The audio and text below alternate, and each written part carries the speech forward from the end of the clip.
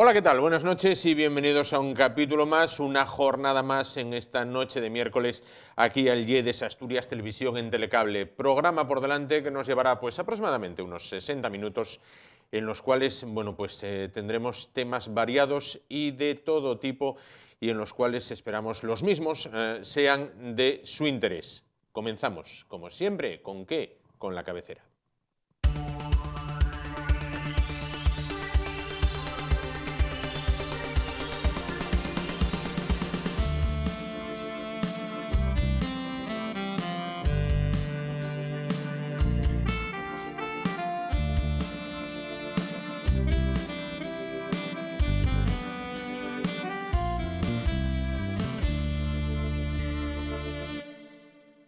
Bueno, pues comenzamos el programa de hoy y de una manera excepcional vamos a hablar con el profesor Fidalgo. Bueno, de una manera excepcional, ¿por qué? Porque él siempre cierra el programa de los martes. Ayer, aquellos que son fieles seguidores de este espacio y del profesor, que también los hay y las hay, y nos consta, y nos escriben incluso al correo electrónico y dicen ¿por qué este martes no salió el profesor Fidalgo? Bueno, pues ayer no pudo estar con nosotros el profesor Fidalgo porque ayer celebró su cumpleaños, con lo cual lo primero es de justicia felicitarle. Profesor Fidalgo, buenas noches y felicidades. Buenas noches, muchas gracias.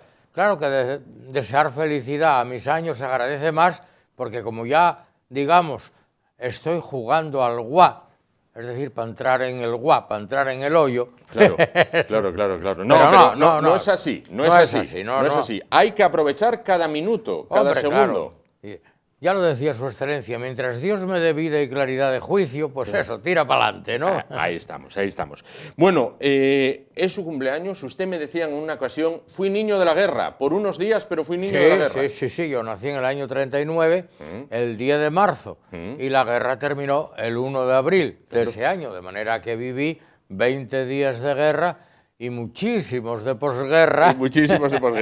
Bueno, antes de que se Pero nos muy pase... feliz, Sí, muy ¿no? feliz, sí. Claro, perfecto.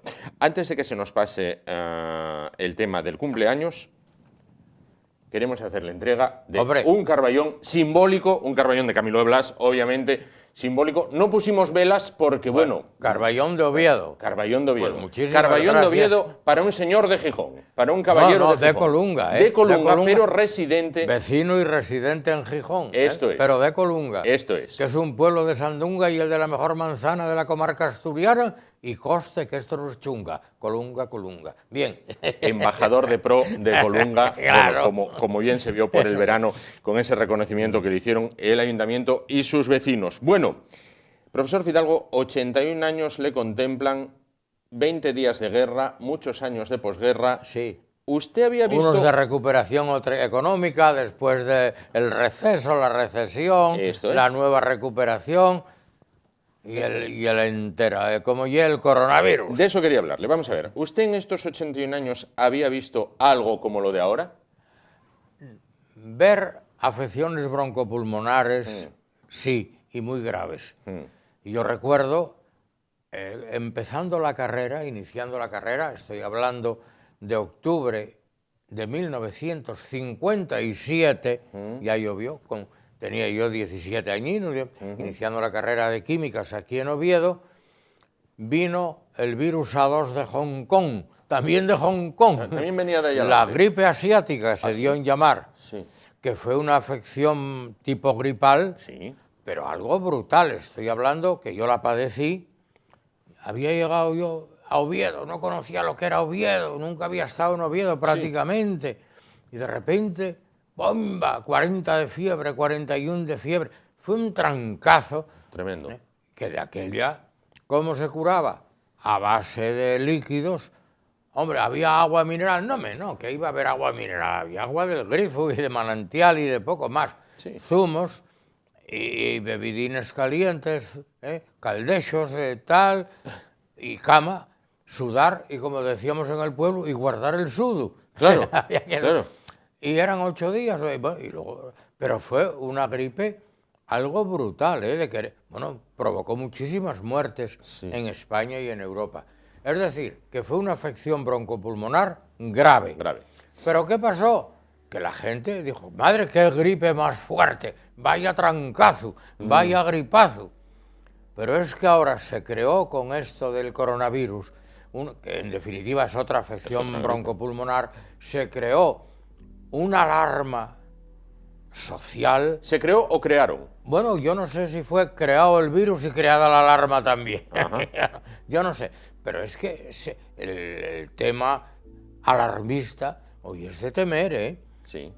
Pones la radio y vamos, para que te pongan un cuplé o un paso doble, son 4 horas seguidas de expertos en virus, que no lo conoce nadie, el virus este todavía. ¿Y por qué se llama el corona? Porque en esa proteína y el ácido nucleico que tiene, la capa exterior es como con bordes el coronavirus. Ya podía haber sido el pinchavirus. Efectivamente, el pinchavirus. Bueno, pero después de eso, y se creó tal alarma. Claro, ¿cuántos muertos llevamos en España? 8 muertos, 12, 13. Bueno, ¿y cuántos murieron con la gripe normal esta última gripe pasada? 2 o 3 mil. Entonces, yo no sé. Yo ayer en un supermercado, no vamos aquí a decir nombres, que fui a comprar, porque no teníamos unos paquetes de leche, unos tetrabric de leche y aceite, y que hacía falta en casa y tal, de repente me encuentro con gente cargando a tope, y de lo que más cargaban era papel higiénico. ¿Por qué hay esa demanda del papel higiénico? No lo sé. Porque no viene con diarrea este virus. No. Hombre, si dijeran uno, es un enterovirus que provoca efectivamente una enterocolitis, pero que se sepa, puede provocar un problema de neumonía en personas adultas o tal, o ancianos, como yo, pero que yo sepa, trastornos gastrointestinales no produce. ¿Así todo? Pero bueno, no sé por qué, no lo sé, no me preguntes, pero yo quedé asustado. También he visto cómo compraban y llenaban carros, porque le pregunté y miraba, y yo claro, con 3 tetrabric de leche y una botella de aceite, veía aquellos carros, digo, van a reírse de mí, y encima pago con tarjeta 7 euros, digo, ¿qué es esto? Unos carros, pero con cantidad de alimentos perecederos. Sí. Y bueno, pues, oye, pues compran patatas, arroz, garbanzos, yo qué sé, gaseosa, cerveza, tabaco, piñones de Valladolid, pero pescado para congelador. Si pescado va a haber. Sí. Yo qué sé, yo creo que la gente nos hemos vuelto un poco tan Lo que más rápido se propaga es el miedo, y aquí hay más ataque de miedo que otra cosa. Yo creo que sí, pero de miedo, lo que decía en el Salmo, tremes factus un ego etimio, estoy hecho un temblor y tengo miedo. No es tener miedo de, madre mía, ¿qué pasa? No, es miedo de, ay, miedo de terror, creo. Claro. Y yo no sé si la publicidad mediática está contribuyendo a aumentar esta situación de pánico y de necesidad de prevención ante posibles catástrofes apocalípticas, que dicho en esdrújulo suena mejor todavía. Hombre, si dice, va a venir un desastre, vaya por dices una catástrofe apocalíptica. Y entonces ya, o de dimensiones bíblicas. Que esa es otra. Bueno, también es verdad, las 7 plagas de Egipto venían en la Biblia, ¿no? Claro, esta será la 8ª. Claro. Bueno, quizás hay gente que se alarme mirando el espejo de Italia. Bueno, en Italia, vamos a ver, han prácticamente bloqueado en entradas y salidas. Yo soy vivo, soy activo, me meneo, me paseo, yo trabajo, subo y bajo, no me estoy quieto jamás.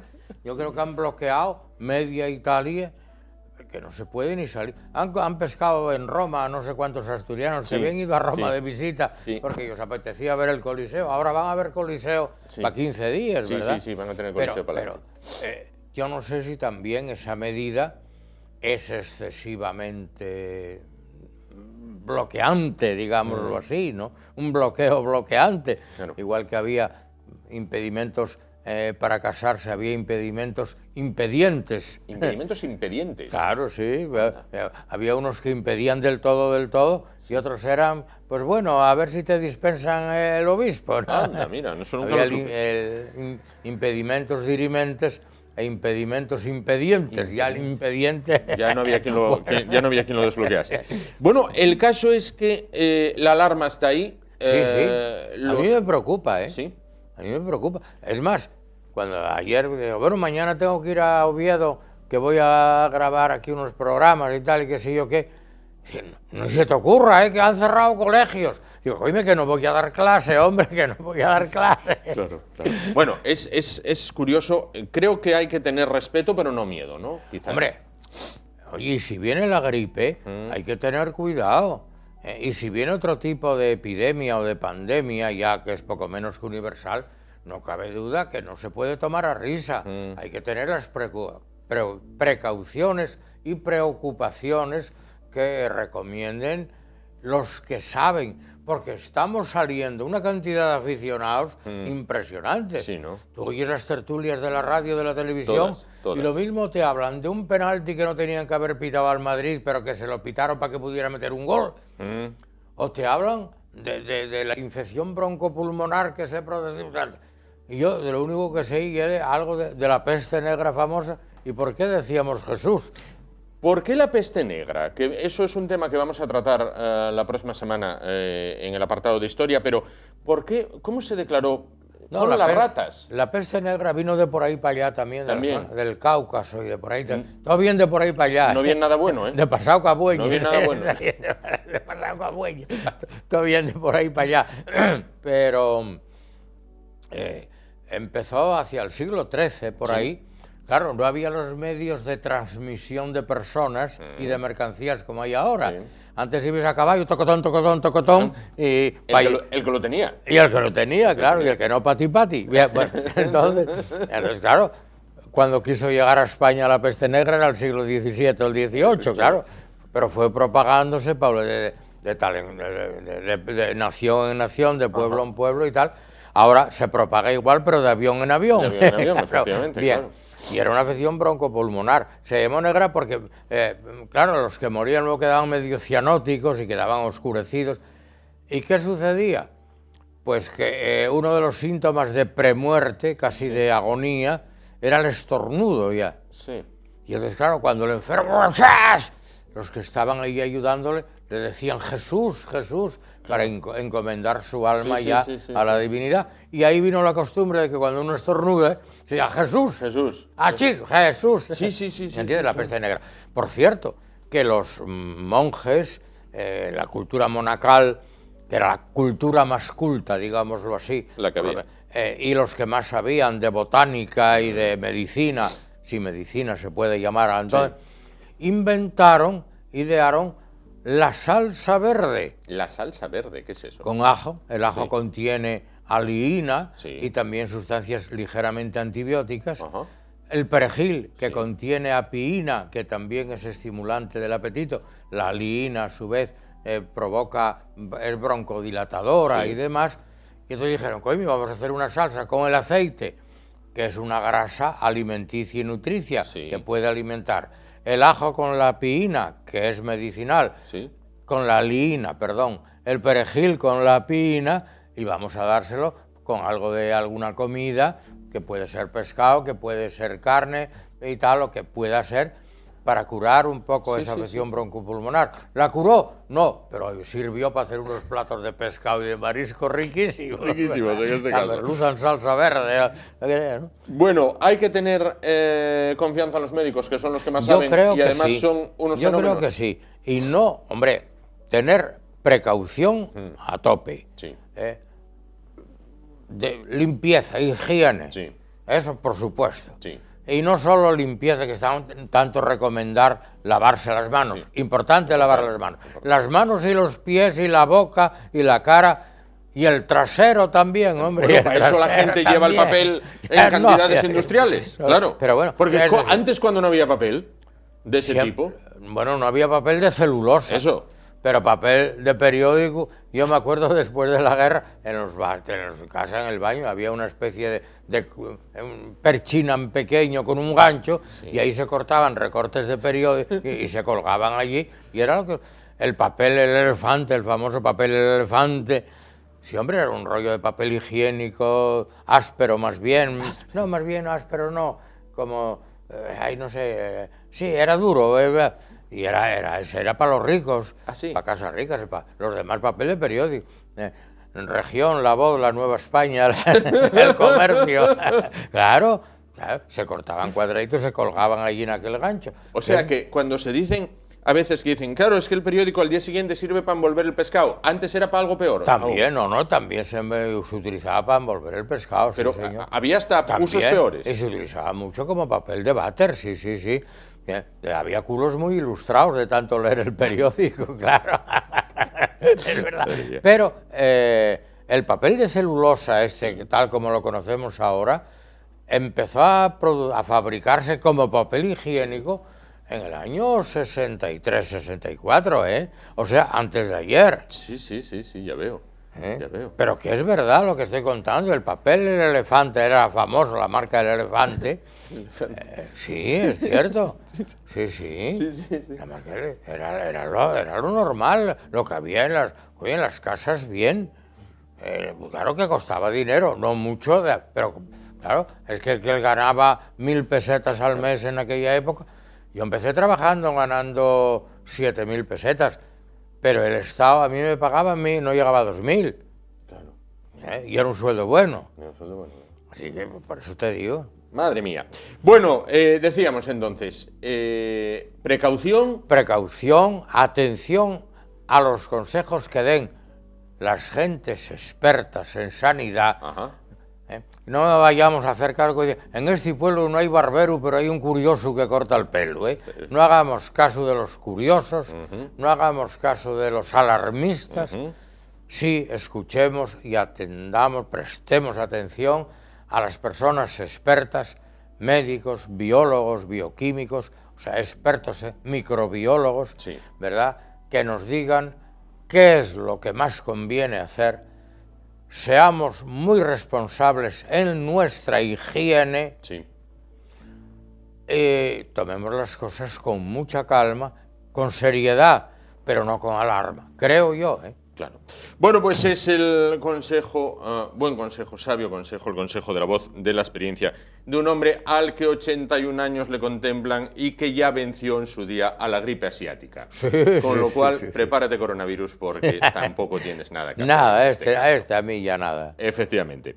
Pues profesor Fidalgo, muchísimas gracias por estar con nosotros esta noche. De nuevo, felicidades. Que disfrute solo o en compañía. Yo creo que en compañía mejor, ¿eh? No es que depa mucho, pero bueno, un mitad y mitad, ¿eh? ¿Verdad? Mitad y mitad. Bueno, muchas pues, gracias. Con su señora, ese Carballón de Camilo Blas. Nosotros nos vamos a publicidad y en un momento volvemos para hablar de un tema que tiene que ver con la fecha de hoy, 11 de marzo, porque tal día como hoy, un 11M, pero de 2004, se cambió la historia de España para siempre. Hasta ahora.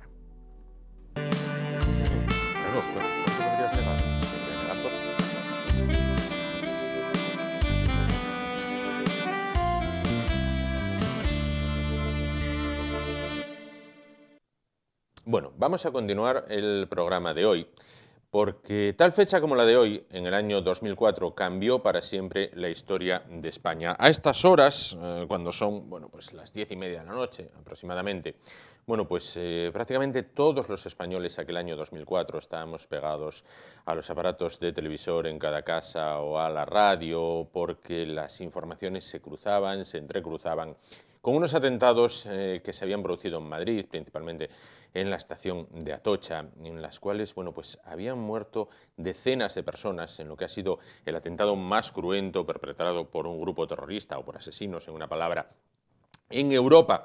Bueno, pues como decíamos, las informaciones eran cruzadas. Primero se pensó que había sido la banda terrorista, los asesinos de ETA, después comenzaron a llegar informaciones sobre suicidas islámicos ataviados con 27 capas de ropa interior. Bueno, pues hubo sobre todo desinformación, información cruzada, cada cual sacó sus propias conclusiones. Todo ello cuando faltaban 2 o 3 días para unas elecciones generales que tenían un resultado claro y después el resultado fue otro. Todo ello dio como abono una teoría de la conspiración que es quizás la más importante que ha sucedido en la historia de España, pero que fuera no tiene tampoco así mucha repercusión. Como siempre, como todos los meses, para hablar de las conspiraciones, se encuentra con nosotros esta noche José Manuel Ruiz. ¿Qué tal? Buenas noches. Hola, buenas noches, Juan. Bueno, para hablar de una conspiración que es la madre de todas las conspiraciones en España. En España sí, digamos que a nivel patrio esta es la conspiración más importante que tenemos, ¿no? Es equivalente al 11S, que hablamos hace unos meses de ella. Y es una conspiración, en este caso, que como dices tú, fuera prácticamente no la conoce nadie. Yo me muevo mucho por foros de este tema, ¿no? De escepticismo y tal, y alguna vez he hablado con un inglés y ¿tú oíste alguna vez la teoría de que en España esto lo provocó ETA? No, eso no, fue los islamistas, ¿no? Como el 11S y tal. Pero bueno, tuvimos unos años donde estuvo muy de moda. Alguien que tenga ahora más de 30 años se acordará perfectamente, pero bueno, ahora ha caído un poco en el olvido. Claro. Bueno, vamos a ponernos en situación, ¿vale? Estamos en la España de 2004, una España tremendamente distinta a la de ahora, una España pujante en lo económico, rozando prácticamente el pleno empleo, una España de las oportunidades, en la cual 3 días más tarde, 2-3 días más tarde, me parece, iba a haber unas elecciones generales en las que, bueno, 3 días más tarde, en las que los dos candidatos principales son Mariano Rajoy y José Luis Rodríguez Zapatero. Todos los estudios, todos los analistas, todas las encuestas dan por vencedor a Rajoy, cuando de repente nos despertamos con un atentado que va creciendo, según pasan las horas, en número de fallecidos. El gobierno, por aquel entonces del Partido Popular, culpa a ETA, algo que creo que de mano todos pensamos, ¿no? Claro. Bueno, lo de la fecha que dices es tremendamente importante, pues si estuviésemos hablando del 11A, esto hubiese pasado un mes después, ni hubiese habido conspiración y todo hubiese sido distinto. Claro, el problema es que pasa justo 3 días antes de las elecciones, ¿no? Y eso lo cambia todo, porque cuando a las 7:30 de la mañana estallan los trenes y tal, unas semanas antes se había desactivado una bomba un artefacto de ETA en un tren. Entonces, yo creo que ninguno pensó que aquello podía ser un atentado islamista, simplemente porque, bueno, habían robado también explosivos en Francia unas semanas antes. Habían cogido una caravana con unas furgonetas de ETA, no sé si era en Extremadura, la Guardia Civil había interceptado una caravana. Cierto, también. Entonces, bueno, y de aquella estábamos tan acostumbrados a que ETA matase que ya era como parte de la rutina. Hoy en día es muy triste, por eso pensarlo, pero estábamos acostumbrados. Pero yo a veces hablando con la gente le pregunto, ¿tú cuándo te diste cuenta de que no fue ETA? Yo en mi caso lo tengo claro, cuando me di cuenta de que no fue ETA. Yo me di cuenta que el día a la 1 de la tarde, porque ETA salió diciendo nosotros no fuimos. No sé si estará el vídeo por ahí todavía, pero a la 1 salió Otegi, con cara así un poco como de asustado, diciendo una cosa verdaderamente deplorable, ¿no? Como diciendo, ETA no mata trabajadores camino a su lugar de trabajo. Entonces, ¿qué matan? Sí. Y no usa ese tipo de explosivo y no sé qué, ETA no fue, la izquierda Abertzale. Entonces, yo ya tuve claro que, porque ETA, aparte, reivindica, ¿no? Y se solidarizó con las víctimas, Otegi, que no se solidarizó ni con su abuela nunca. Jamás. Yo ahí lo tuve claro, a la 1. Pero el gobierno siguió 2 días más con esto y con una torpeza infinita, ¿no? Y esto se politizó de tal manera que del otro lado también se emplearon tácticas, pero muy sucias, ¿no? Entonces, no sé hasta qué punto es verdad, yo esto no lo pude comprobar, pero hay una biografía de Aznar en la que se cita a su asesor, no recuerdo el nombre, y en el que dice aquella frase que luego se repitió mucho: si ha sido ETA, arrasamos; si ha sido los islamistas, gana el PSOE las elecciones.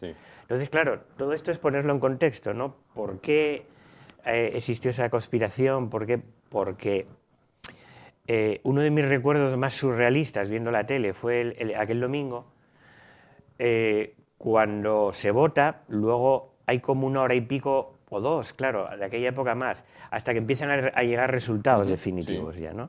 Cuando ya dices tú, vale. Entonces yo recuerdo, no sé qué cadena era ahora mismo, pero había 3 tres analistas de estos, ¿no? Uno de Sigma 2, otro de estas compañías. Y la única duda era si la mayoría que iba a tener el PP iba a ser absoluta o si iba a quedar a 2 o 3 escaños, ¿no? Entonces, esto ese mismo día. Y cuando empiezan a llegar los resultados, estamos hablando de 50 o 60 votos de diferencia. Sí. Entonces, claro, ahí ya nace la leyenda. A partir de ahí podemos hablar de las cosas que se decían, de tal, pero esto es importante porque cambia la historia. Cambia la historia. Cambia la historia, sin duda, de España. Hay un proceso electoral en marcha, unas elecciones, no hay día de reflexión.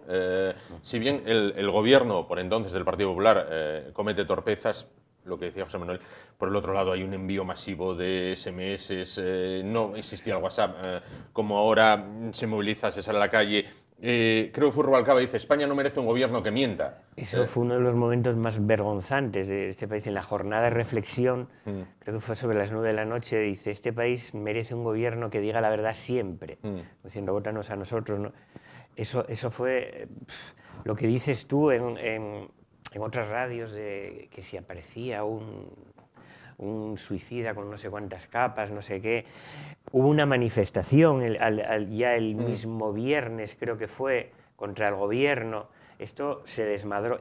Claro, bien es verdad que el gobierno, la torpeza fue absoluta. Fue absoluta, porque dos días después, quien se acuerde de esto, se acordará de Acebes diciendo, sigue siendo ETA nuestra teoría principal, no sé qué. Aparece una furgoneta en la que aparecen unos libros con versos del Corán, pero nuestra sigue siendo ETA y tal.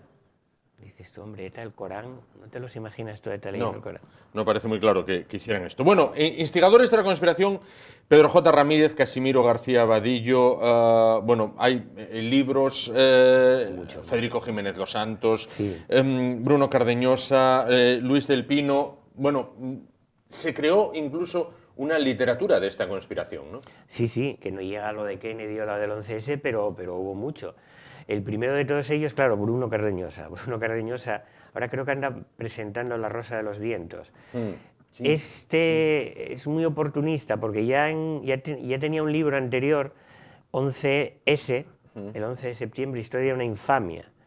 Y yo creo que fue el primer libro del 11M que se publicó, en el que habla de las claves de una conspiración. Y se publicó yo creo que en el mismo 2004. O sea, el hombre ya fue muy rápido, ¿no? En eso, ¿no? Él en el libro mezcla servicios marroquíes de seguridad, no sé qué, ¿no? Franceses. Entonces la historia, vale, si no fue ETA, pero a lo mejor ETA ayudó a estos, ¿no?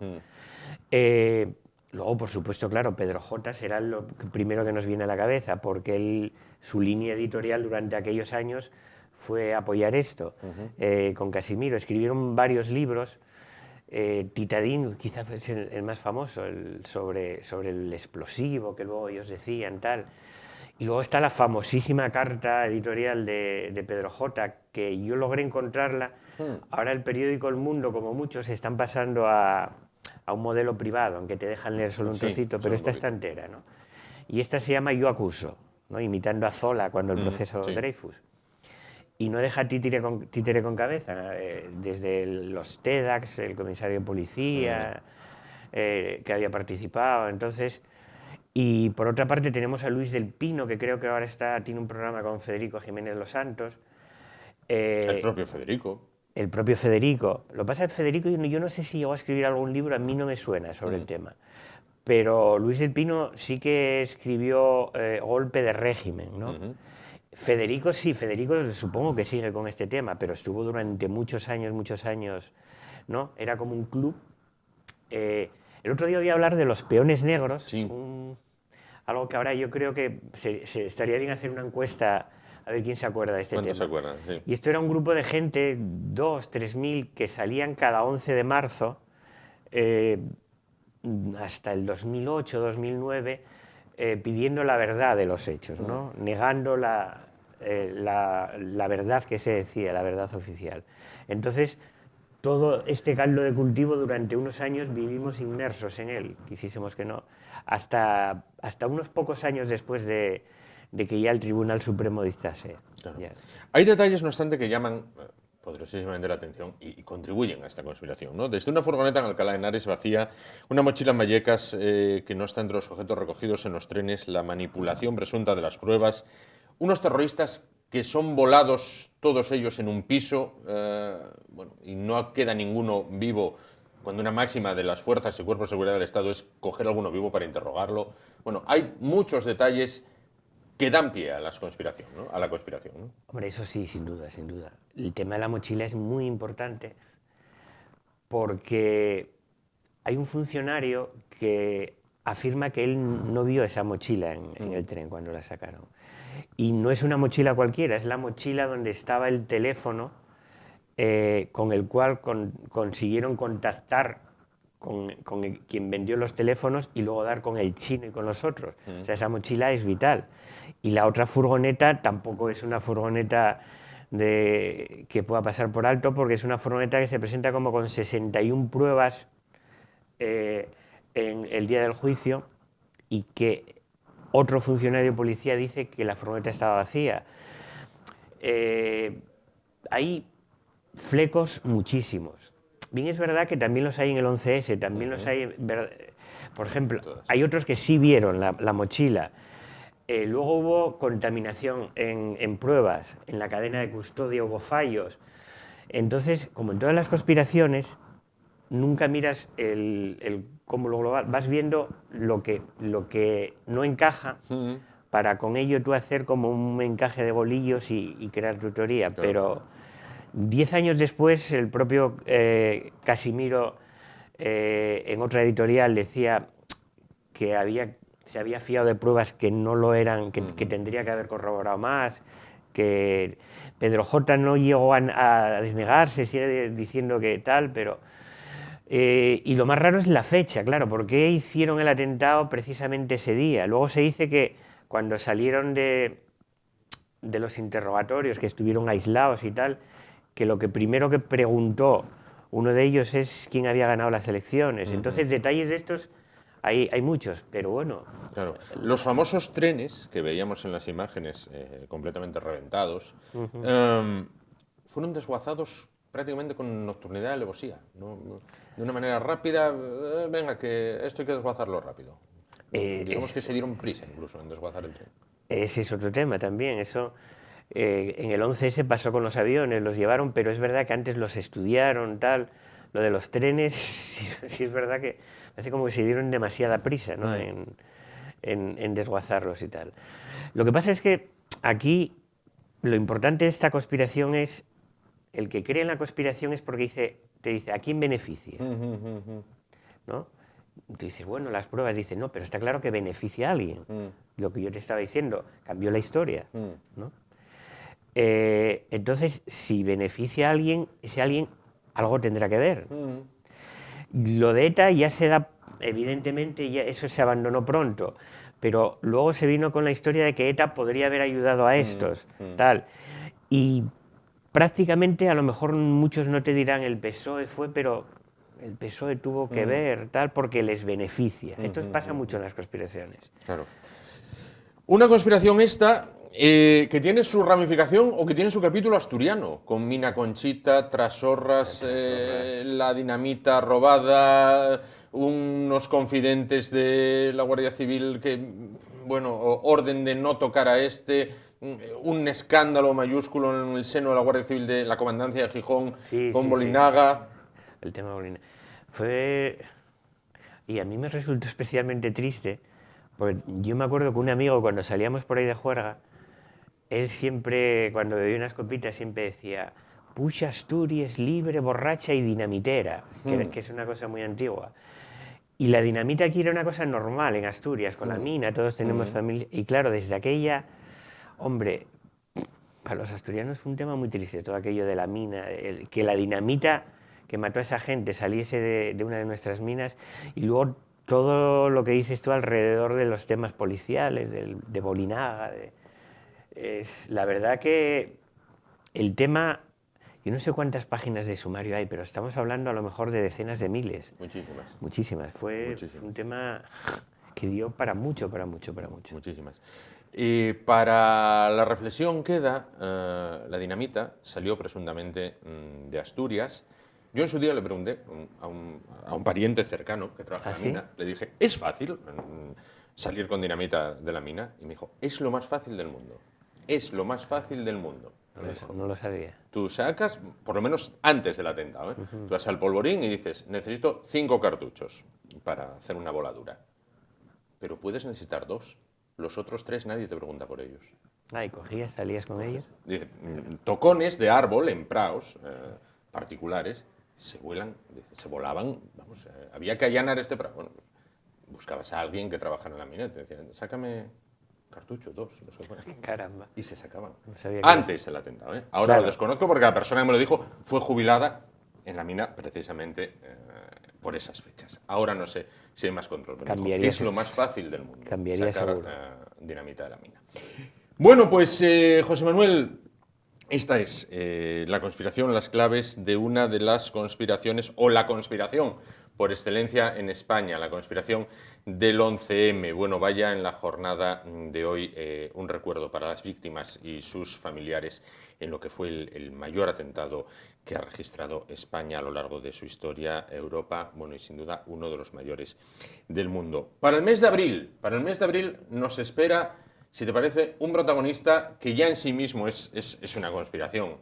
Vamos a ver, no hay que sonreírse porque el personaje es verdaderamente siniestro.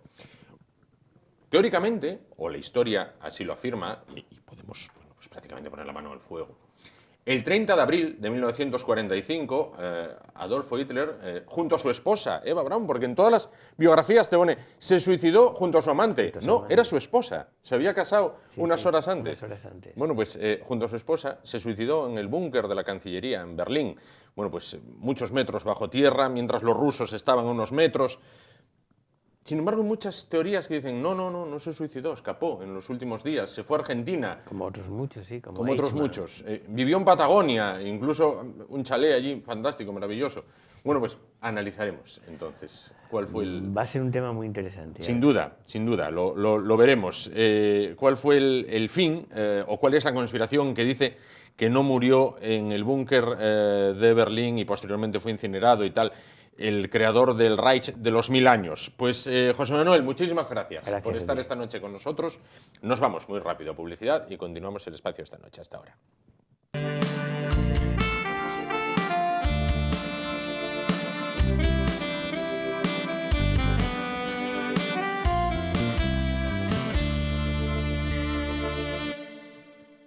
Bueno, pues vamos a afrontar ya la recta final del espacio de hoy y vamos a hablar de una novela, quizás de las más conocidas dentro de la literatura española. Sí, se trata de La Regenta, bueno, que se desarrolla en la ficticia Vetusta, que no es otra que Oviedo, que la capital asturiana, una novela que se inicia con la heroica ciudad dormía la siesta. Bueno, pues ¿por qué vamos a hablar de La Regenta? Vamos a hablar de La Regenta porque desde el Instituto de Educación Secundaria Aramo, desde el Instituto Público Aramo, ponen en marcha una curiosa iniciativa que irá desde el día 19 de marzo hasta el próximo 27 de abril, o 5 de mayo, en este caso. Bueno, pues en el cual La Regenta será protagonista del aprendizaje de los chavales, pero los chavales, los profesores y más personas van a participar en que sea un aprendizaje vivo, en que no sea, bueno, pues el paisano, como se suele decir normalmente, dictando apuntes, los chavales copiando y de cuando en cuando suena un Gutiérrez que le veo, y de aquella manera luego vamos a hacer el examen y a ver lo que sale. No, en este caso los tiempos han cambiado, aquello de que la letra con sangre entra, bueno, pues atrás queda, gracias a Dios. Bueno, y ahora el aprendizaje es mucho más dinámico, experimental y participativo. Bueno, no me enrollo más. Para hablar de este tema, de este proyecto, se encuentra esta noche con nosotros Ángel de la Fuente, él es profesor del IES Aramo. ¿Qué tal? Buenas noches. ¿Qué tal? Buenas noches. Bien, muy bien. Bueno, pues entonces aquello de que Gutiérrez que le veo a la vez que se dicta, ya no, ¿no? Bueno, sí, hay un poco. Todavía hay, sí, hombre, de vez en todavía cuando. Silvia Gutiérrez. Sí, hombre, de vez en cuando hay que hacer alguna, es decir, dictar algún apunte, algún concepto, pero ya esa historia del profesor que llevaba los apuntes amarillos, sobre todo cuando llevas 30 años dando clase, pues eso ya quedó un poco, ya quedó fuera de bolos. Ahora, afortunadamente, pues yo creo que se hace el aprendizaje mucho más atractivo. Otra cosa es que ellos quieran, porque hay que tener en cuenta que 16 años, 17, 14, todos los tuvimos también. Claro. Bueno, ¿cómo nace el proyecto de la Regenta y la ciudad de Oviedo? Bueno, pues esto nace porque, en primer lugar, es decir, tenemos una asociación de padres y madres del Instituto Aramo que ponen conocimiento de la directora del centro que tienen 2.000 euros para subvencionar o premiar, como lo queramos llamar, proyectos pedagógicos que se hagan en el centro. La directora, Carmen Calero, nada más que tiene conocimiento de esto, en el claustro final de curso del 28 de junio del 2019, comenta esta situación. Bueno, acaba el claustro, un grupo de profesores, vamos a tomar unos vinos, y ahí sugerí que por qué no hacíamos algún proyecto sobre la Regenta y la ciudad de Oviedo. Éramos de diferentes especialidades, de matemáticas, de lengua castellana, de geografía, que soy yo, tal. Bueno, venga, sí, venga, hay que preparar el proyecto porque hay que presentarlo en septiembre, octubre. Bueno, pues yo en julio empecé a redactarlo. Sí. Y además lo hice a mano, ni siquiera en un ordenador. Fotografié con el móvil, lo envié al grupo aquel que teníamos de viernes, de que salimos a veces algún viernes a tomar algo y tal. Venga, para adelante, para adelante. Cuando llegamos en septiembre a hablar con la directora y lo presentamos. ¿Cuál fue nuestra sorpresa y además grata? Fue que se premiaron había 4 proyectos, lo cual eso es bueno. Sí. Había un proyecto del Departamento de Actividades Complementarias Extraescolares, otro de Filosofía, otro de Tecnología y este nuestro, que era más interdisciplinar porque intervienen 13 o 14 departamentos. Sí.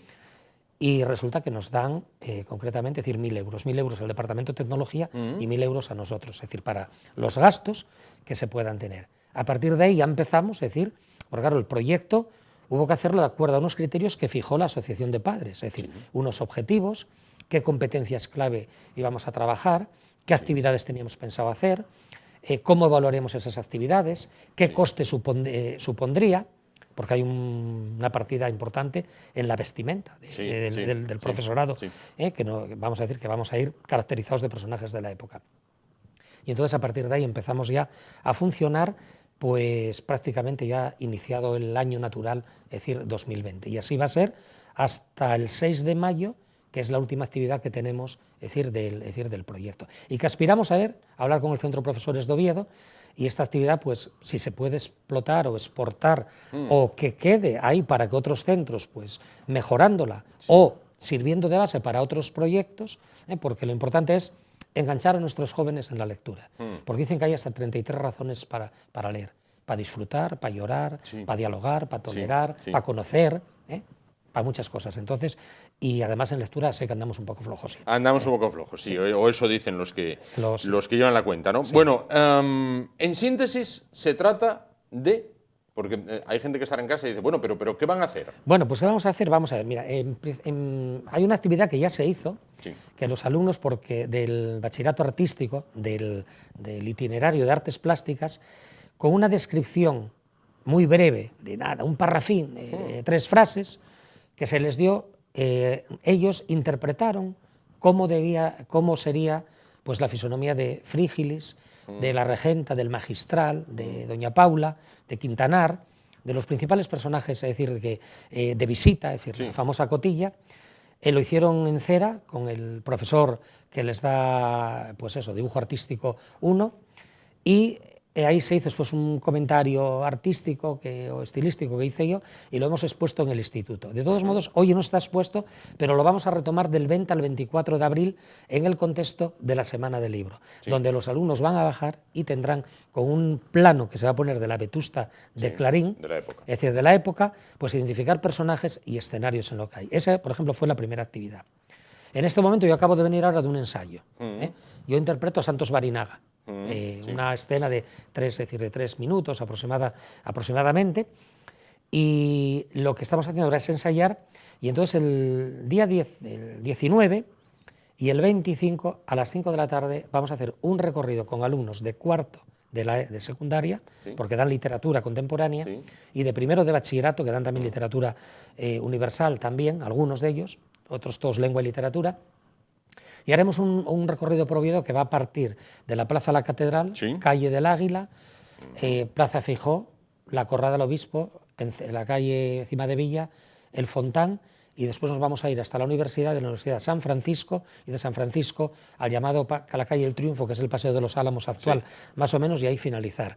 Ahí vamos a ir, somos unos 17 profesores, con los personajes, pues irá Santos Barinaga, la Regenta, el Magistral, Las Cotillas, Sí. Álvaro Mesía, Frígilis, Quintanar. Todos vestidos de época. Todos vestidos de época, todos ellas, vamos a ver, ellas son, el vestido de ellas es espectacular, Me llevan imagino. cancanes y todo, y con ese dinero es con lo que estamos pagando, Sí, pero además sí. son vestidos de disfraz, Sí. no pienses tú que son vestidos, es decir, que en muchas ocasiones, hay alguno que sí se hicieron en un taller o tal, pero generalmente no son muy caros, y entonces vendrán alumnos, vendrán profesores, vendrá gente que esté interesada, y yo, como pertenezco al Departamento de Geografía y es una actividad que hice en su momento con los alumnos, voy a ser yo el que va a ir identificando los escenarios y después llevándolo al punto de la geografía, del estudio, es decir, de la ciudad, desde la ciudad histórica, llegando a decir a la ciudad contemporánea. Esa es una de estas dos primeras actividades que tenemos ahora antes de las vacaciones de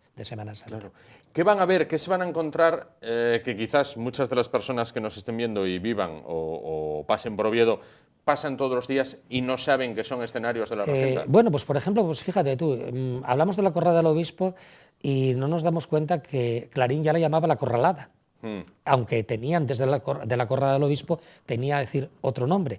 O, por ejemplo, el Oviedo conventual, que a mí me gusta llamar, pues, por ejemplo, no coincide mucho. Por ejemplo, el convento de Santo Domingo, él lo ubica en la fachada este de las Pelayas. Y en la fachada este, donde está la Academia de la Lengua, ubica el convento, si no recuerdo mal, de las Recoletas. Y el convento, de las Clarisas, en la actual Facultad de Psicología, que era el antiguo convento de San Vicente. Sí.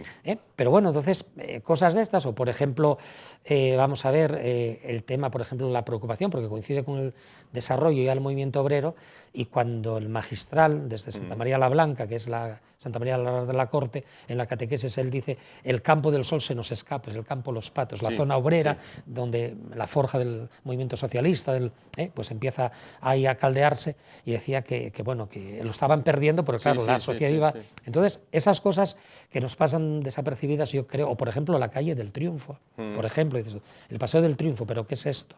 Claro. O por ejemplo, pues vamos a ver la descripción que subiendo Campomanes para el antiguo cementerio del entierro de Santos Barinaga, que él lo entierra en la... Pues bueno, ya me referiré a ello en el cementerio antiguo de Oviedo. Pero hay cosas que se nos pasan desapercibidas porque no nos las han explicado. Claro. La Regenta fue el libro de lectura obligatoria cuando yo estudiaba, creo que lo tuve que leer en segundo de BUP.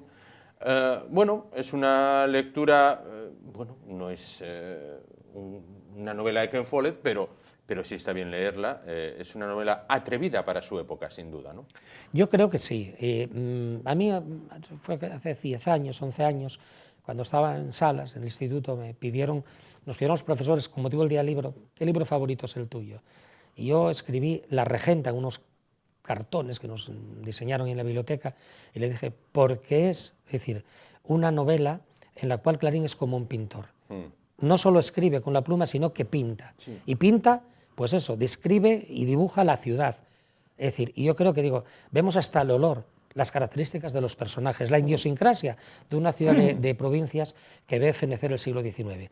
Pero es cierto que cuando tú la leíste en segundo de BUP y yo en tercero, un año más, con 16, 17 años uno no está preparado. No. Tampoco están preparados los de ahora, pero esta visión un poco rompedora de lo que se trata es de acercarles a una obra que tenemos aquí, que yo creo que es universal, que a mí soy un enamorado, es decir, de la Regenta, y que a lo mejor en un futuro que hagan como hice yo, que no esperen tanto. Yo empecé a leerla en serio a los 34 años.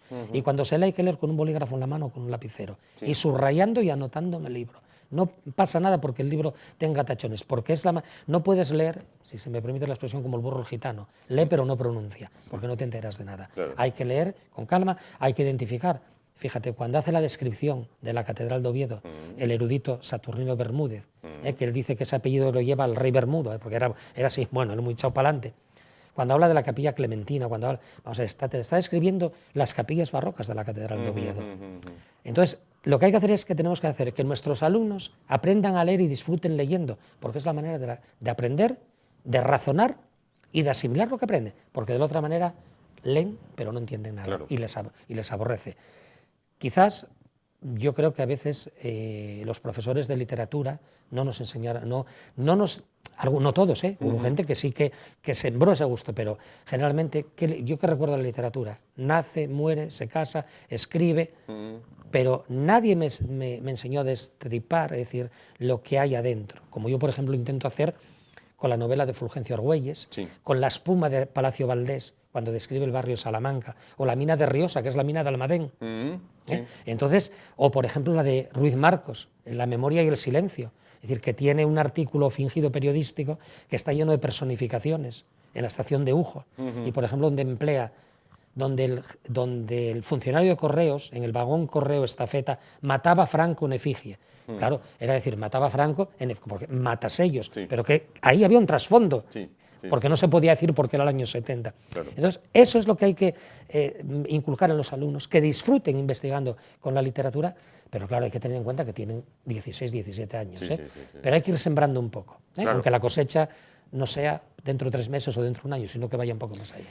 ¿Hacen ustedes o van a hacer ustedes ahora el día 19 un recorrido, bueno, escenificado, con trajes de época, por la ciudad, tal y como nos venía contando? Lo hacen de una manera voluntaria porque ustedes iban a cobrar igual a final de mes. Sí, ¿Hicieran nosotros, esto o no hicieran esto? Sí, nosotros ahí ni tenemos reducción horaria, ni nos van a dar un complemento la consejería, ni el secretario del centro tampoco lo podría hacer.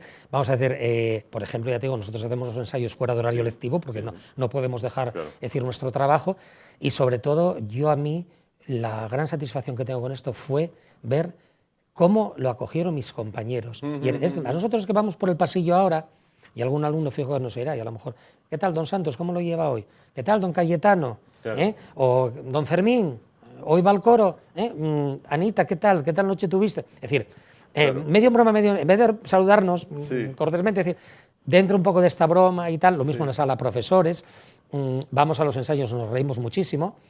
Hay que confesar de que a veces no hacemos los deberes, decimos, si nos vieran los alumnos, ¿qué dirían de nosotros? Claro. Que decimos que no estudian y nosotros no estudiamos el papel.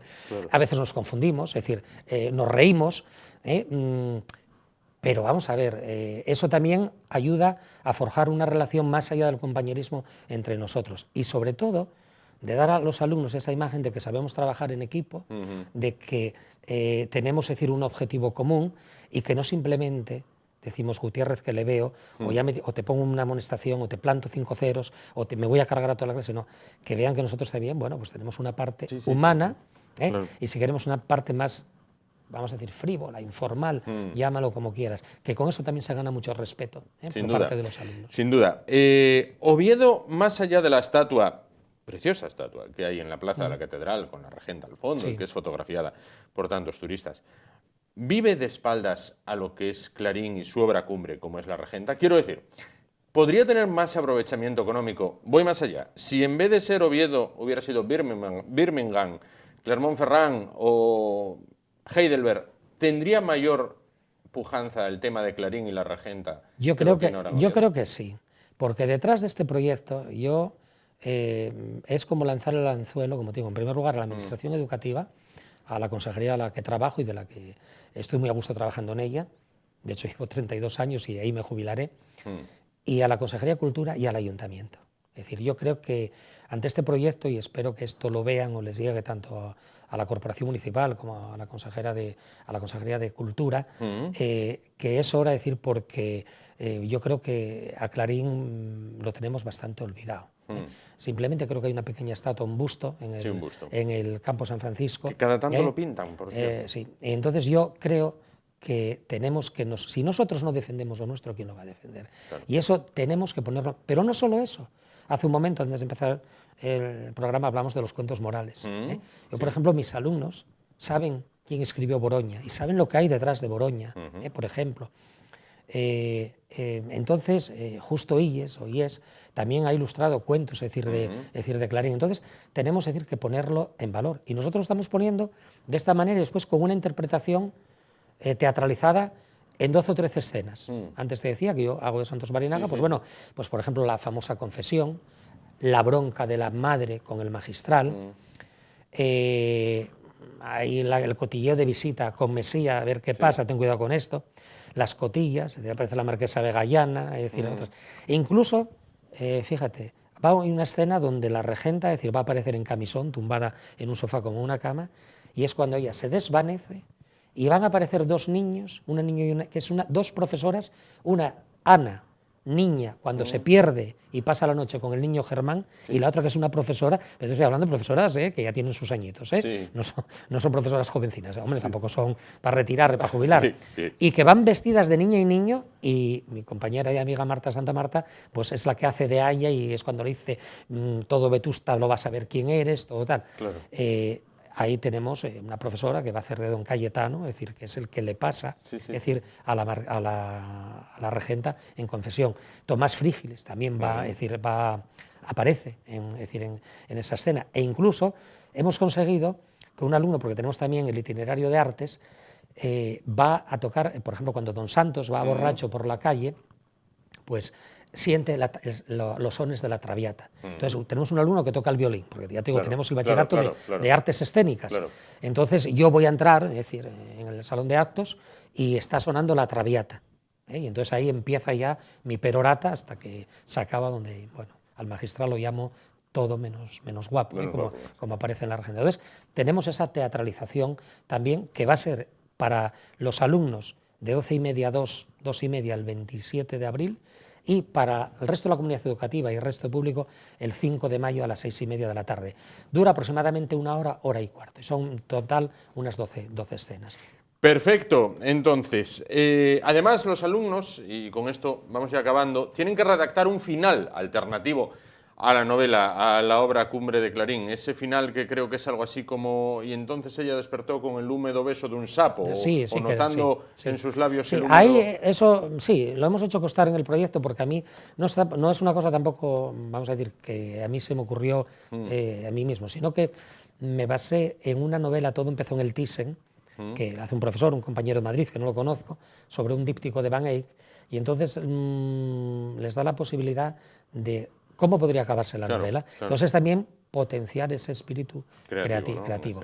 Y después finalmente, que bueno, también hay, no sé si lo has visto, el día 6 vamos a tener un homenaje y una ofrenda floral a Clarín y una visita al cementerio, que acabaremos en el cementerio civil, porque Clarín, para enterrar a Santos Barinaga, se inspira en la muerte de Juan González Ríos, que es un concejal republicano, librepensador, masón, y que se entierra por lo civil. Entonces aprovecha ese hombre que muere en 1884 para enterrar, solamente que hay diferencias, porque uno está enterrado, es decir, en el cementerio nuevo de Oviedo, El Salvador, y el otro, el entierro literario es en el cementerio San Cipriano, que tenía también su parte de cementerio civil. Claro.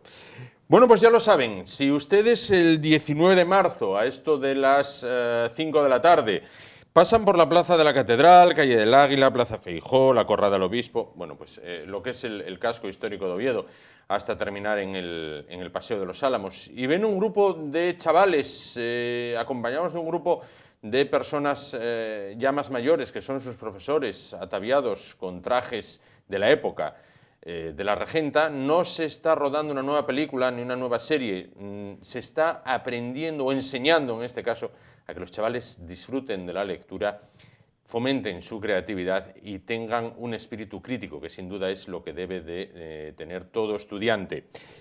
Pueden pararse a verlo y disfrutarlo.